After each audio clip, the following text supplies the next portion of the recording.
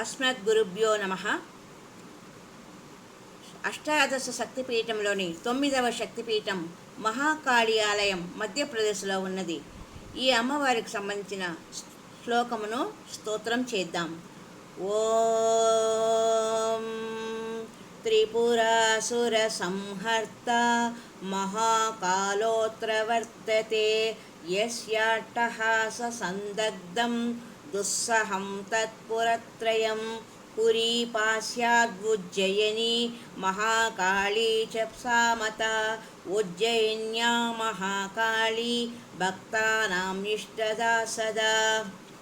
త్రిపురాసురుడు అనే రాక్షసుని సంహరించిన మహాకాళ స్వామి ఈక్షట ఉండి ఆయన చేసిన అట్టహాసానికి శక్తివంతములైన త్రిపురములు కాలిపోయాయి. ఆ స్వామి పట్టణం ఉత్కర్షగా జయించినది. ఉజ్జయిని ఉజ్జయిని అయింది. అయ్యవారి వెంట ఉన్న మహాకాళి జగజ్జనని అయింది. భక్తుల కోరికలు ఈడేర్చే ఆ తల్లి మన యొక్క కోరికలన్నిటినీ మంగళప్రదముగా తీర్చుగా కానీ వేడుకుందాం.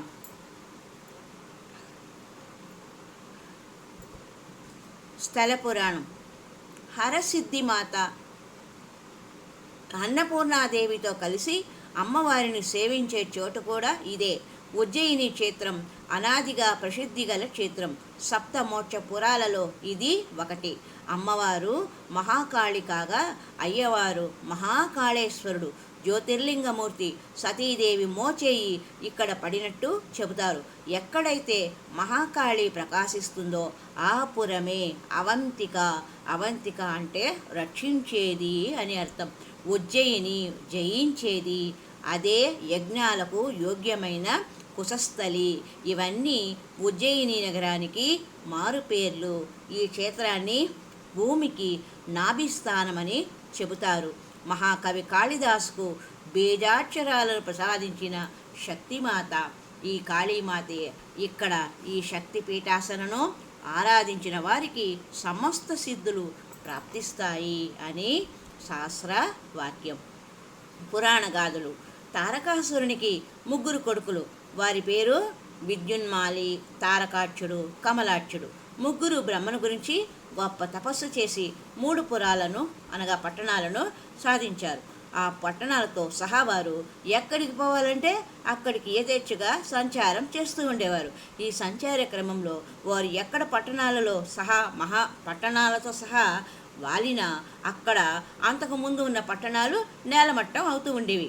ఈ విపత్తును తాళలేక అందరూ శివుణ్ణి ప్రార్థించగా మహేశుడు వారందరికీ అభయమిచ్చాడు. దేవతలను అందరినీ వెంటబెట్టుకొని త్రిపురాసుర వధకు బయలుదేరాడు. ఎంత ఆర్భాటంగా వెళ్ళినప్పటికీ ఎవరి సహాయాన్ని అపేక్షించిన అవసరం లేకుండానే కేవలం ఒక పెద్ద వికటాట్టహాసం చేశాడు శివుడు. అంతే, అందులోంచి ఒక గొప్ప అగ్ని బయలుదేరి త్రిపురాలను 3 పట్టణాలను కాల్చివేసింది. ఏకకాలంలోనే 3 పురాలు భస్మమైపోయాయి.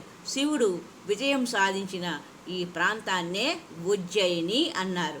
ఇక్కడకు సమీపంలోనే పార్వతీదేవి మహాకాళీ రూపంలో ఆవిర్భవించింది.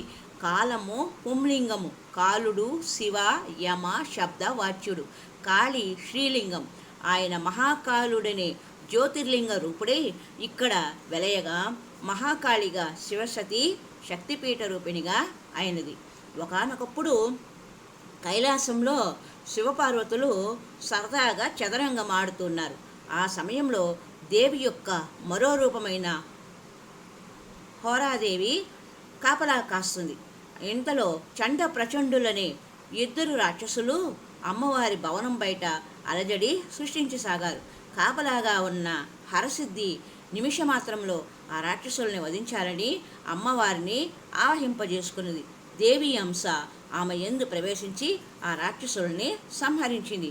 ఆ విధంగా సంకల్ప సిద్ధి సాధించిన హరాదేవికి హరసిద్ధి మాత అని పేరు వచ్చింది. ఈ మాత ఆలయం ఇక్కడ మహాకాళేశ్వరాలయానికి ఎదురుగా ఉన్నది. ఇక్కడ అన్నపూర్ణ, హరసిద్ధి, గౌరీ దేవతలు ఒకరిపై ఒకరు మలచబడి ఉన్నారు. ఇక చారిత్రక ప్రశస్తి. విక్రమార్క చక్రవర్తి పరిపాలించిన ఉజ్జయినికి చాలా చారిత్రక ప్రాధాన్యత ఉంది.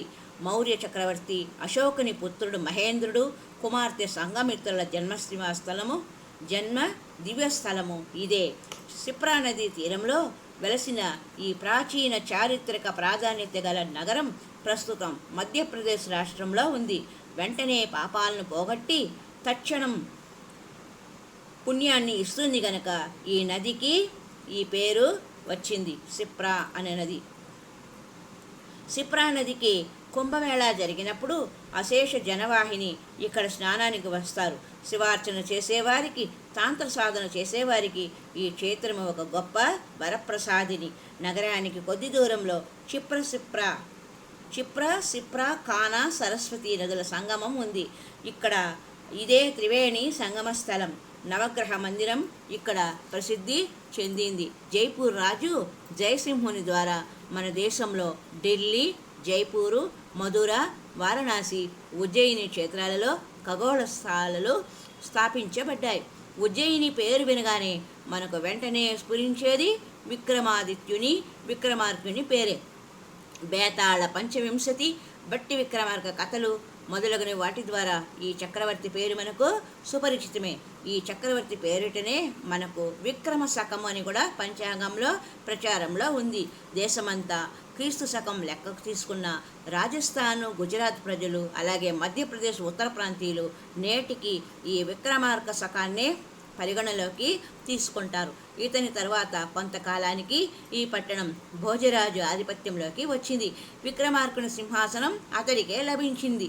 ఈ చక్రవర్తి తర్వాత అది భూస్థాపితమైపోయిందని కూడా ఒక ఐతిహ్యం. ఉజ్జయిని రాజధానిగా ఉండే ఈ ప్రాంతాన్ని అంతా అప్పట్లో మాళవ దేశం అనేవారు.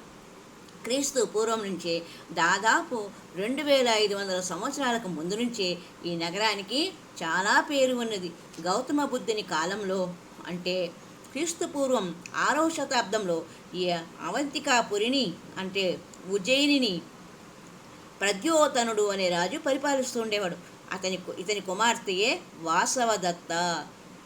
వత్సదేశపు రాజైన ఉదయనుడు తన మంత్రి అయిన యౌగంధరాయుని సాయంతో వాసవదత్తను అపహరించి తీసుకుపోయిన గాథ అందరికీ తెలిసింది. ఉజ్జయినిలోని మహాకాళేశ్వర లింగాన్ని ఎవరికి వారే అభిషేకించడానికి వీలు ఉన్నది. సమీపంలోని కోనేటి నుంచి జలము తీసుకుని వెళ్ళొచ్చు. మహాశివునికి అర్పించినవి ఏవి తిరిగి తీసుకోరు. కానీ ఇక్కడ కాళేశ్వర లింగానికి పూజించిన బిల్వపత్రాలను మాత్రము తీసేశాక తిరిగి శుభ్రం చేసి అవే పత్రాలను తిరిగి పూజకు ఉపయోగించడం విశేషం. ప్రాచీన కాల చరిత్ర ఎన్నో విశేషాలు ఉన్న ఉజ్జయినిని దర్శించడం ఒక గొప్ప ఆనందానుభూతిని ఇస్తుంది. అట్లే అష్టాదశ శక్తిపీఠాలలో అతి ముఖ్యమైన మహాకాళి దర్శనము ఎంతో పుణ్యదాయకం. ఓం ఐం ప్రేం శ్రీ మాత్రే నమః. హరి ఓం తత్సత్.